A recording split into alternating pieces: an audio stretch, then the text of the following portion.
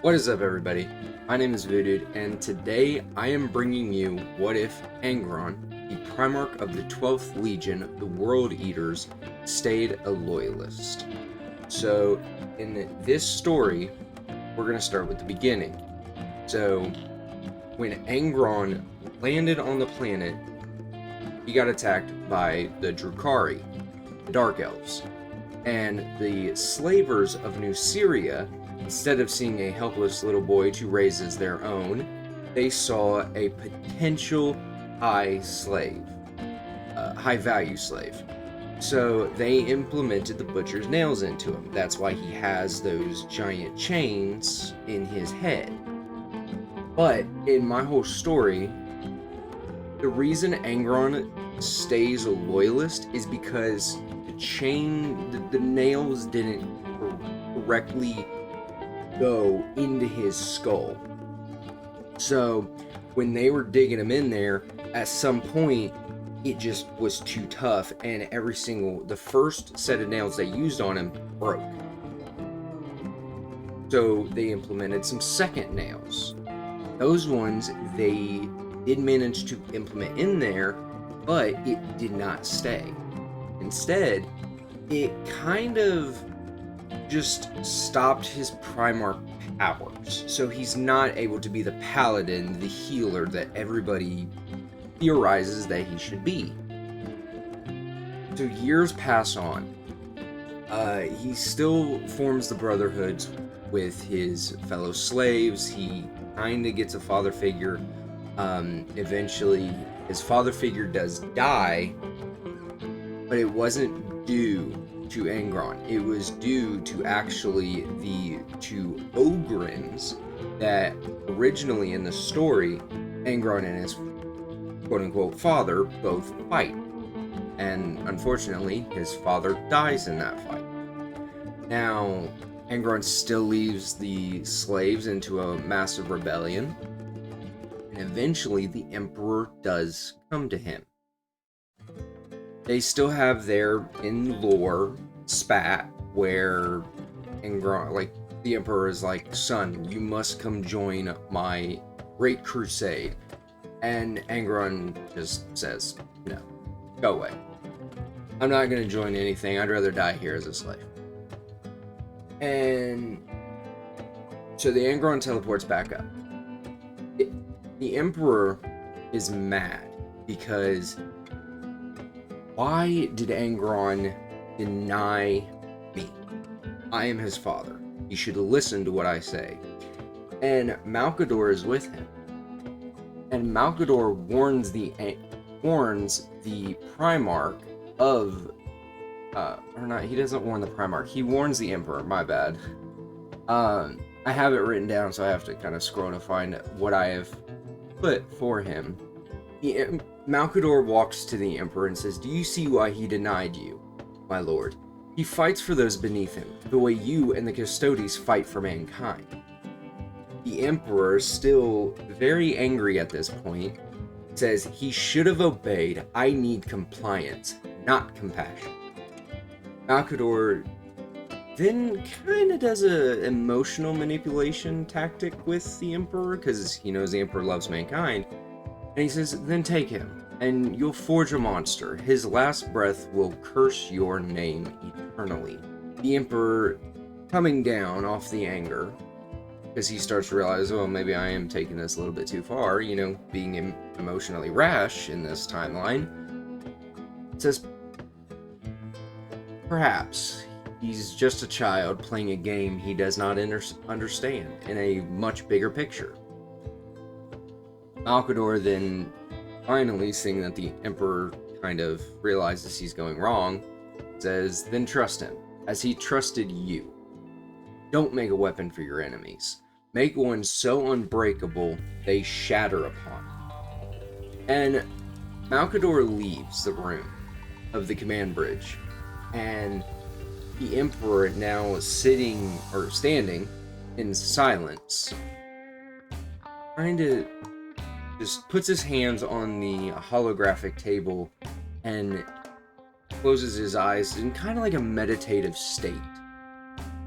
And he saw two different paths. He saw on the left, he saw the in-lore demon Primarch Angron, with a giant red glowing smile behind it. Fiery smile, I might add. And then on the right, he sees the perfect white, blue, and red with gold accents Loyalist son of Angron, a warrior so steadfast, even Dorn is in awe. And so, in this timeline, the Emperor does heed Malcador's warning. He sees the vision of the Red Angel's torment and acts upon it. So he summons his chief custodian, Ra Endymion, and the War Hounds commander, Ibram Greer.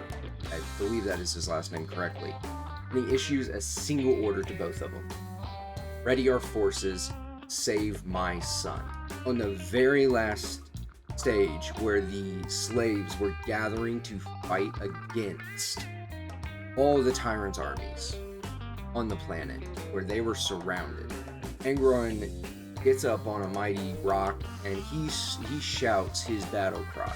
He shouts, "They throw us to die, but we stand again. Their chains can't break the will of men. If we must die, we kill them all." It's a shorter than the other. But right when he says that, and the armies are getting closer to charging at each other, and Angron is, for the first time, fighting not against his father's empire, but for his own dream. Loud booming all across the sky. Drop pods are flowing from their thousands, landing all upon the tyrants. Not a single one hits the slave army, but they just land upon the tyrant armies. And the armies have no idea. They don't know what they don't know. They've all stopped fighting. They've all stopped moving. And some of the tyrants' armies start walking closer and closer to the drop pods.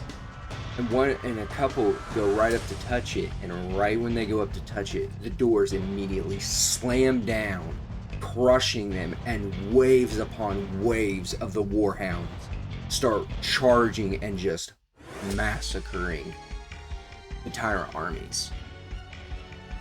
And even the Emperor, with his custodians, a golden light tears through the smoke and the fire of all these drop pods and all this war happening and the carnage. And the Emperor, with waves of custodians, just start sweeping huge swaths out of the tyrant's armies. Now Angron, he's angry. He's like, this is my fight. This is my battle. So when he gets crushed, when he gets almost shot by a cannon, one of his warhounds takes the bullet for him, and that warhound dies. But the Emperor then looks across to see Angron, who is in shock that one of the warhounds took a bullet for him. And he sees a couple more taking basically bullets for the slaves.